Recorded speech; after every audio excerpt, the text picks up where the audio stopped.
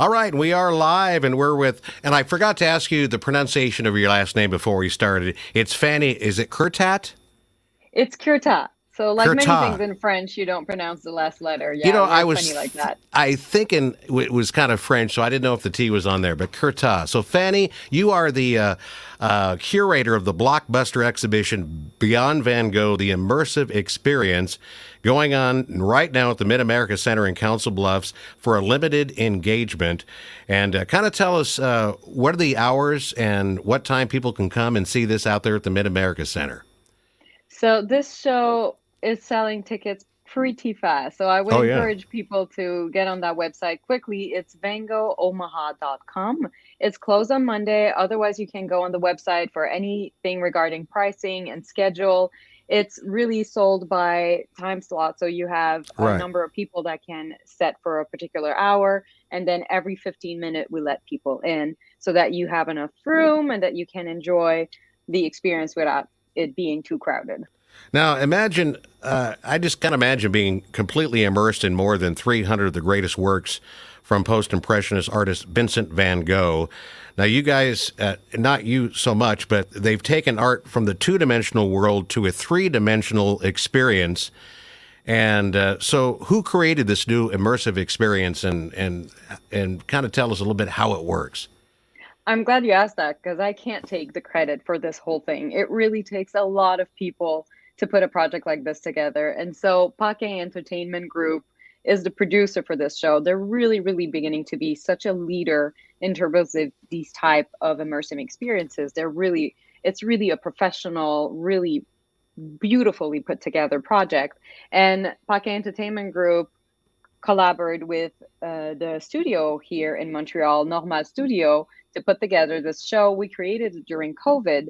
So we had very much the pandemic in mind when we were putting all of this together. So it's really Yeah. meant for people to have enough space in it, to be just immersed in something that would bring joy and a little bit of respite from the crisis, multiple crises that arguably we're still going on through right now. And so Yeah. this whole show took about 6 months to create. And Right. now the team is so used to it, it takes about a little bit more than a week to set up in each town.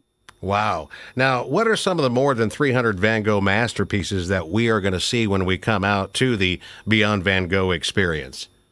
So the goal was to choose pieces that would take the audience on a journey through Vincent's work. So you have this beginning when it's much darker, when he gets to Paris and he discovers the brightness of an impressionist, and then the south of France, where you just have this explosion of color that we know him for.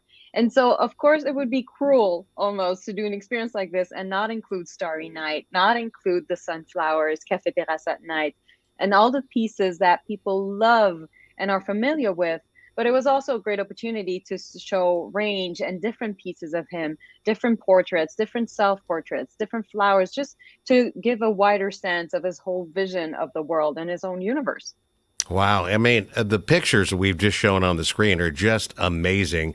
Now, as a radio disc jockey myself, I've been in classic rock and radio for 40 years. Now, when we walk in, this is not only a visual experience, but is there audio as well? I mean, when we walk into Starry Nights, will we hear "Starry Starry Night" from, or So or how, you do hear that song. We do have a version oh, of that really? song because we did approach this with a different viewpoint than just having period appropriate music. This one, of course, it was an option to have Hmm. Debussy or Satie music that was contemporary to Van Gogh.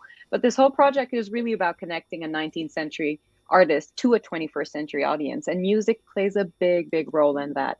And so the concept was to have music from different time period, different artists, really to just underline how relevant and timeless he is, how his work goes through times, different ways of singing and being inspired about times. And so, really, Jean-Sébastien Côté, the conceptor for the music of this show, went about choosing pieces that he then blended together. So you don't have lyrics. You have something that sounds familiar. People will recognize some pieces here and there. Hmm. You have some Miles Davis, you have Starry Starry Night, but then everything is blended so that it doesn't take you necessarily away from the artwork. It just really supports the whole thing. And music plays such a big a role Wow. in connecting with these paintings. It's really, really just an amazing experience when you have all of that blending together. Well, we are really, really looking forward to it. My wife and I and his son, we're going to be checking it out in July. And this runs through August 14th only at the Mid America Center. How long does it take to get through the exhibit? I mean, is It it takes about an hour. So the exhibit okay? is divided into three rooms. You have this first room we call the introduction hall, where people get to learn more about Van Gogh, more than Okay, just the infamous ear cutting incident. right. There's so much more to him, so much more depth. It's really a great way of connecting with his own writings, his own soul, and a great way of having a wider view of his work and him as an artist. And then as you step through the second room, which is more of a portal, we call it the waterfall room. It's projection that flows and you're sort of going against the current. And it's something to prepare you, body and mind, for something that's truly unconventional. And that can be a little bit trippy when you set foot in that last room where everything moves along with you. It's just entirely dedicated to his work. We call it the immersive room. And so that's where you get to really be in the middle of his work, to set foot quite literally into his paintings. Right. Excellent. So the website, once again, to get tickets for this is right there at the bottom of the screen, VanGoghOmaha.com. And we encourage people to get tickets fast and get them early because this thing just could be sold out through August 14th, I would imagine. It's pretty common for that to be the case in every town we're in. There's just such a powerful appeal to his work, and it's just such a great way to being introduced to it. It's wonderful for kids too. They get to run around, follow the brushstrokes, follow the colors. So it's really, really wonderful for everybody, whether you know a lot about Van Gogh or don't know anything at all about him. It's just a unique experience.